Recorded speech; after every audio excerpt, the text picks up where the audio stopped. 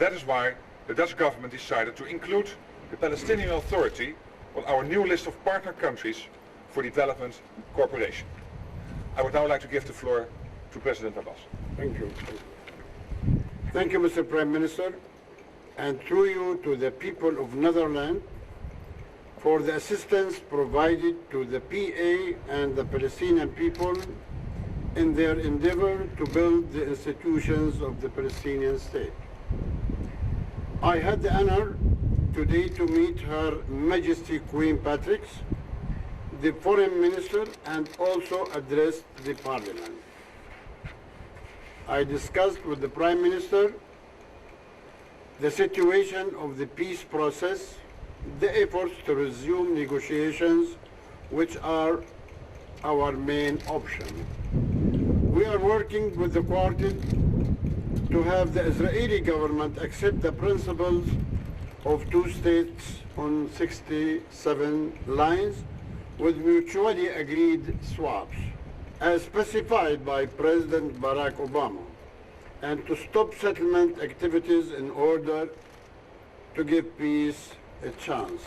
I also shared with the Prime Minister our efforts to achieve Palestinian reconciliation, which is a cardinal Palestinian interest. The Palestinian government will be composed of technocrats and on the basis of my program. So the government will not be national unity government, it will be government of technocrat and independent people. I explained to the Prime Minister our UN option to gain admittance of the State of Palestine to UN membership, to live in peace and security side by side with the State of Israel. Once again, I thank Mr. Prime Minister for receiving us and for his hospitality. Thank you. Our choice is negotiations between us and the Israelis. And I said, and I used to say always, that my priority is negotiations. Second priority is negotiations. Third priority is negotiations. But if we fail to resume talks, negotiations with the Israelis, we will go to the United Nations.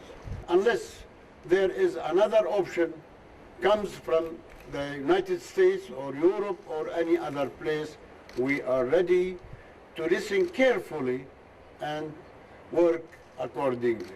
Quartet, all the important international bodies are represented, like the UN. But we think it is important to have, as much as possible, a direct one-on-one dialogue between Mr. Abbas and President Abbas and Prime Minister Netanyahu and their teams. That is our preferred situation.